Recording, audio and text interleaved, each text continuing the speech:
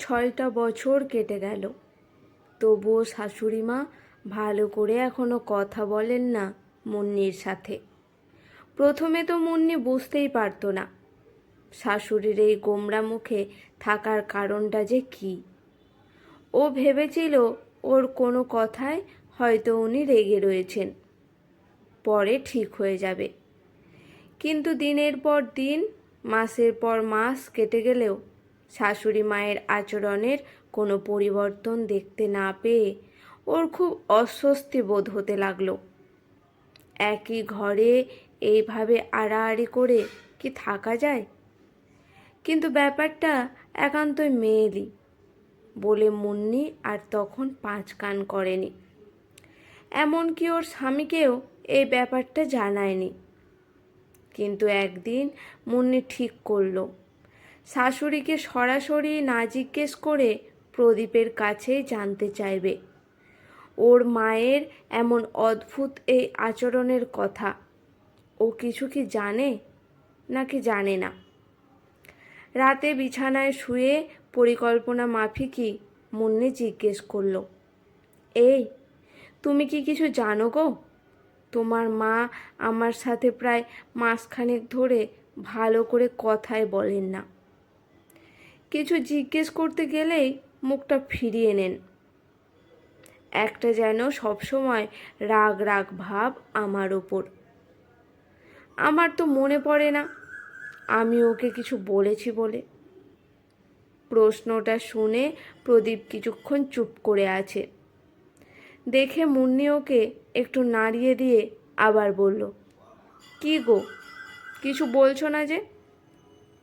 এবার একটু দীর্ঘশ্বাস ফেলে প্রদীপ বলল, কি বলবো বলো, মায়ের কথা। ইচ্ছে করেই তোমায় বলিনি, শুনলে তোমার মনটাও খারাপ হয়ে যাবে, তাই আবার একটা অশান্তির সৃষ্টি হবে। তবে আমি যা বলার বলে দিয়েছি, প্রতিবাদও করেছি।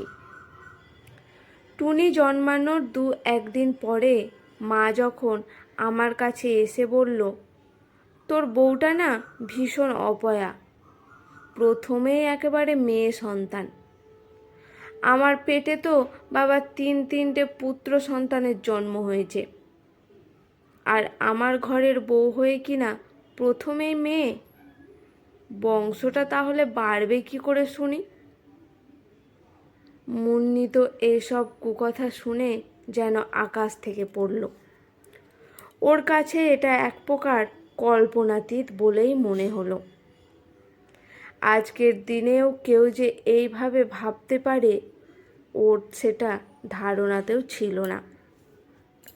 প্রদীপকেও জিজ্ঞেস করলো, তুমি তখন কি বললে?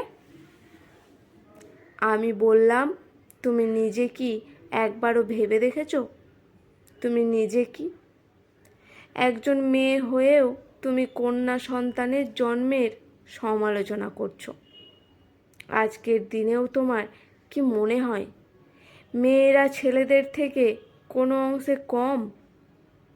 আর এটা কি মুন্নির হাতে আছে যে তুমি ওর ওপর রাগ করছো? ঠিক আছে, ওর সাথে তোমার কোনোদিনও কথা বলতে হবে না, আর আমার মেয়েকেও তোমায় ভালোবাসতে হবে না। এভাবেই মানসিক একটা অশান্তিকে বয়ে নিয়ে কাটছিল শাশুড়ি বউয়ের দিন। মাস গেল, বছর গেল। 3 বছরের মাথায় টুনিকে যখন একটা নামি ইংলিশ মিডিয়াম স্কুলে ভর্তি করানোর তোড়জোড় শুরু করলো মুন্নি।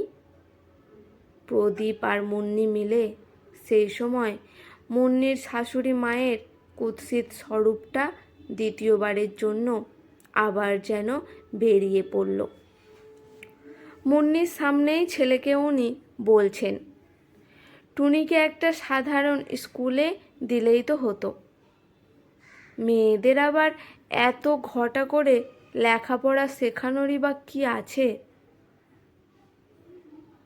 ও কি সংসারের কোনো কাজে আসবে? বিয়ে হলেই তো চলে যাবে সেই পরের ঘরে। এই কথা শুনে প্রদীপ গেল মস্ত চোটে। মুখের পরে একেবারে শুনিয়েই ছাড়ল মাকে। মা, টুনির ব্যাপারে তোমায় অত ভাবতে হবে না। ওর মা বাবা যতদিন বেঁচে থাকবে ওর ভালো মন্দ তারাই ভাববে। আর তোমার ধ্যান ধারণা নিয়ে চললে ও তো মানুষ না হয়ে অমানুষই থেকে যাবে মনে হচ্ছে। সেটাই তো আমরা হতে দিতে পারি না। টুনি এখন ক্লাস 2-এ পড়ে। ঠাকুরমার সাথে প্রথম মিশতে চাইলেও মুন্নি তাতে প্রশ্রয় না দেওয়ার ফলে ওইটুকু মেয়ে টুনিও বুঝতে পারে যে ঠাকুমা ওকে খুব একটা বেশি ভালোবাসে না। এর মধ্যে আবার মুন্নি সন্তান সম্ভবা হয়ে পড়ে। নিজে থেকে তো ওর জানানোর প্রশ্নই নেই। তবে শারীরিক ক্রম পরিবর্তনের জন্য চাক্ষুষ করে শাশুড়ি মা সেদিন বুঝতে পারলেন। তারপর থেকেই উনি আবারও সম্ভাব সুলভ ভঙ্গিতে ঈশ্বরের কাছে প্রার্থনা করতে লেগে গেলেন পুত্র সন্তানের আগমনের কামনায়। এমনকি দিন যখন প্রায় আসন্ন, সেই সময় একদিন প্রদীপকে ডেকে বলেই ফেললেন, এবারে যদি আবার সেই মেয়ে হয় আমি কিন্তু আমার বাড়িতে আর তোমাদের থাকতে দেব না। নিজেদের আস্তানা এবার তোমরা নিজেরাই খুঁজে নেবে। কথাটা মুন্নির কানে যাওয়ায় সাথে সাথে ও একেবারে তেলে বেগুনে জ্বলে উঠল।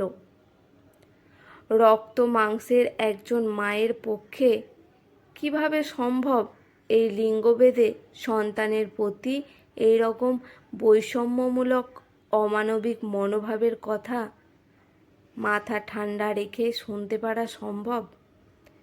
এবারে তাই ও আর চুপ করে থাকলো না। মুখে একটা বাঁকা হাসি নিয়ে তৎক্ষণাৎ শুনিয়েই দিল, ছেলে বা মেয়ে সে তো আমাদের হাতে নেই। মেয়ে হলে তো তুমি বলেই দিলে এ বাড়িতে আমাদের জায়গা হবে না। আর তোমাকেও এখন বলে রাখলাম, ছেলে হলেও আর এই বাড়িতে আমরা থাকবো না। তোমার এই ঘৃণ্য মানসিকতাও আমরা আর সহ্য করতে চাই না। অন্য কোনো জায়গায় বাসা ভাড়া নিয়ে একেবারে চলে যাব। প্রদীপও এই সময় স্ত্রীকে সমর্থন করে ওর এই কঠিন প্রতিজ্ঞাবদ্ধতাকেই অনুমোদন দিল। দুজনের কাছ থেকে যৌথভাবে এরম প্রতিবাদের সম্মুখীন যে ওনাকে হতে হবে উনি সেটা কখনোই অনুমান করতে পারেননি। খানিকটা অপ্রস্তুত হয়ে তাই বললেন, না না না, ছেলে হলে তো বাড়ি ছাড়ার কোনো প্রশ্নই নেই। বংশকে যে ধরে রাখবে সে কেন বাড়ি ছেড়ে যেতে যাবে? যাই হোক, যথাসময়ে মুন্নি দ্বিতীয় সন্তান প্রসব করল। সুস্থ সন্তানের জন্মগ্রহণে স্বামী স্ত্রী খুবই খুশি। আনন্দে বাড়ির সবাইকে মিষ্টিমুখও করালো, দাদা বৌদি ভাইপো ভাইজি সব্বাইকে, এমনকি মাকেও। তবে হাসপাতাল থেকে ছুটি পেয়ে মুন্নি আর নিজের বাড়িতে ফিরল না। সদ্যজাত পুত্র সন্তানকে নিয়ে চারজনে মিলে সোজা গিয়ে উঠল ওদের পূর্ব নির্দিষ্ট ভাড়া বাড়িতেই। আজকের গল্পটি এখানেই সমাপ্ত। কলমে গৌতম নারায়ণ দেব। গল্পটি যদি ভালো লেগে থাকে অবশ্যই আমার পাশে থাকবেন।